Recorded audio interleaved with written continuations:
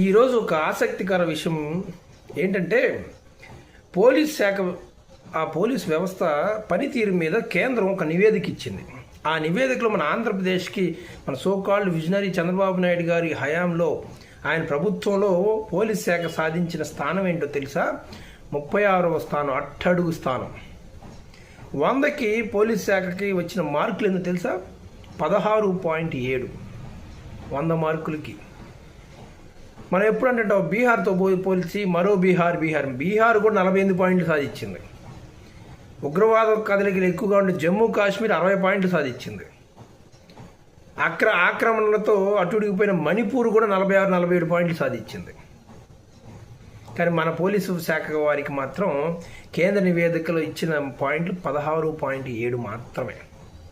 ఇక్కడ అన్నిటికంటే విచిత్రమైన విషయం ఏంటంటే, మన చంద్రబాబు నాయుడు గారు లేస్తే టెక్నాలజీ అంటేనే ఆయనే ఆద్యుడు అన్నట్టుగా, కంప్యూటర్ అంటే అసలు ఆయనే కనిపెట్టినట్టుగా మాట్లాడుతుంటారు కదా.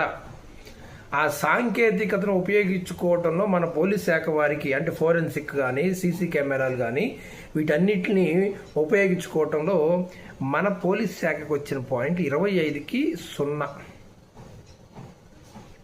ఇంకోటి శాంతి భద్రతల కట్టడి, నేరాల కట్టడి, శాంతి భద్రతలు కాపాడటం, వీటన్నిటిలో 45 పాయింట్లకి మన పోలీస్ శాఖ వారికి వచ్చింది 8 పాయింట్లు.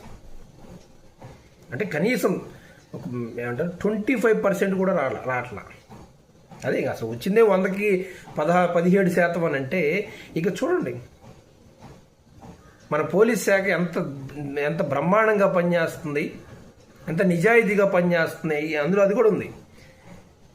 ఏది ఒక కంప్లైంట్ వస్తే దాని మీద ఎట్లాంటి విచారణ చేస్తున్నారు, దాంట్లో ఎటువంటి నిజ నిర్ధారణలు చేసి ఎఫ్ఐఆర్లు ఫైల్ చేస్తున్నారు, వీటన్నిటి మీద కూడా మనకు వచ్చిన పాయింట్స్ 45కి 8 పాయింట్లు వచ్చినాయి. ఇక రెడ్ బుక్ అనే దానికి ఇంతకంటే నిదర్శనం ఇంకోటి ఉండదేమో. పోలీస్ శాఖకు పనిచేసే కెపాసిటీ లేక కాదు, పని చెయ్యనియట్లేదు.